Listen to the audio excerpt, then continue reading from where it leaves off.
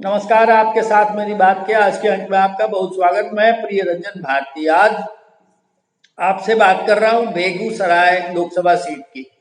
बेगूसराय भूमिहार बहुल सीट है और भूमिहारों के वोट यहाँ मायने रखते हैं, जीत हार का कारण बनते हैं। भूमिहार समाज का वोट यहाँ करीब 5.5 लाख है।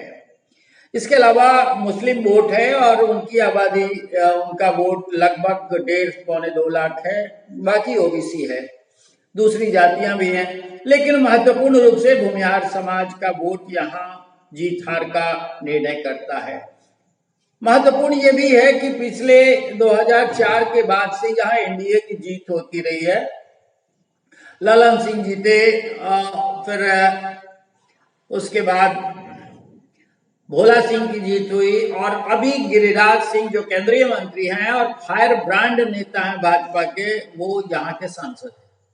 पिछला चुनाव बहुत महत्वपूर्ण था। उन्होंने कन्हैया कुमार और आरजेडी के एक उम्मीदवार जो मुस्लिम उम्मीदवार थे उनको हराया था। बीच में त्रिकोणात्मक संघर्ष की नौबत बनी थी, लेकिन कन्हैया कुमार हारे और आरजेडी का उम्मीदवार पीछे चला गया था। इस बार की लड़ाई खासा महत्वपूर्ण होगी, इसलिए कि गिरिराज सिंह के ही प्रतिद्वंदी राज्यसभा सांसद और भाजपा के थिंक टैंक कहे जाने वाले प्रबुद्ध नेता राकेश सिन्हा जो भूमिहार समाज के हैं, वो भी टिकट के दावेदार बन गए।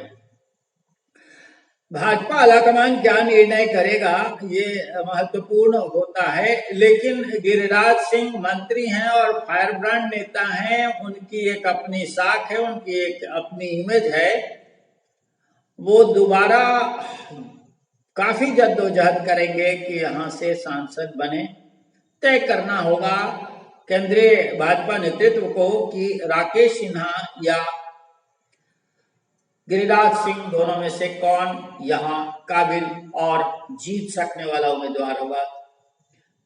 राकेश सिन्हा दिल्ली यूनिवर्सिटी के प्रोफेसर हैं, डोशू छात्र संघ के अध्यक्ष रह चुके हैं और एक जाने माने चिंतक के रूप में स्थापित हैं संघ के भाजपा के नेताओं में।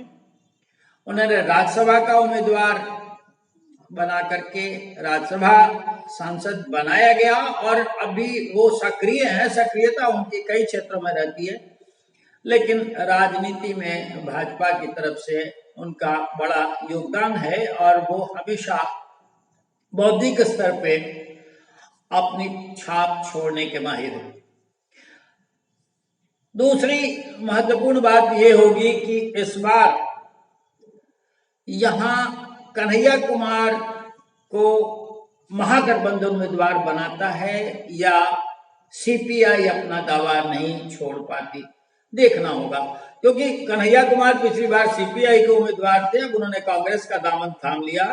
कांग्रेस के लिए ये सीट महागठबंधन छोड़ेगा या नहीं, या सीपीआई अड़ी रहेगी, क्योंकि सीपीआई का भी काडर वोट है और वो जीतती रही है पहले से।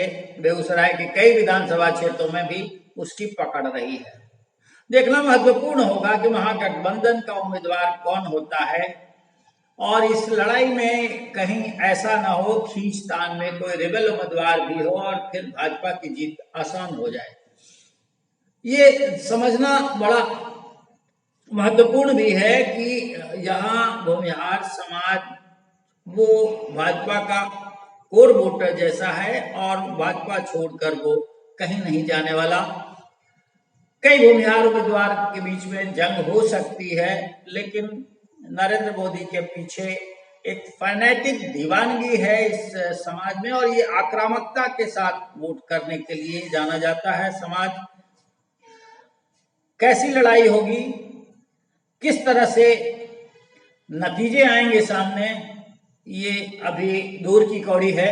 लेकिन फिलहाल महागठबंधन ने जिस तरह से आरक्षण में बढ़ोतरी करके एक दूर की कौड़ी फेंकी है, एक पासा फेंका है, उससे ये तय होगा कि ओबीसी वर्ग कितना टूट पाता है। महादलित, अति पिछड़ा और महिलाएं और ये वोट बैंक जो है, जो खास करके नरेंद्र मोदी के साथ जुड़ा रहा है पिछले चुनावों से, वो अब महागठबंधन के कसाव में कितना हद तक भाजपा को छोड़ पाता है देखना होगा।